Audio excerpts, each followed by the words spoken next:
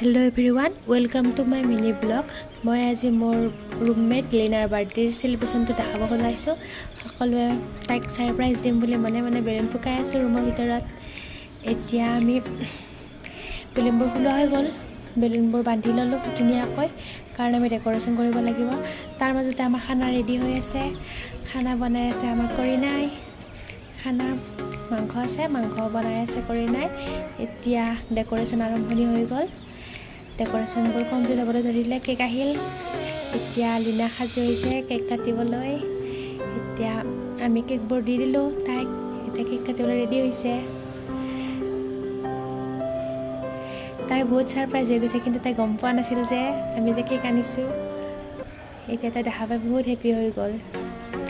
Finally কামবোৰ হৈ গ'ল বাৰ্থডে চেলিব্ৰেশ্যন।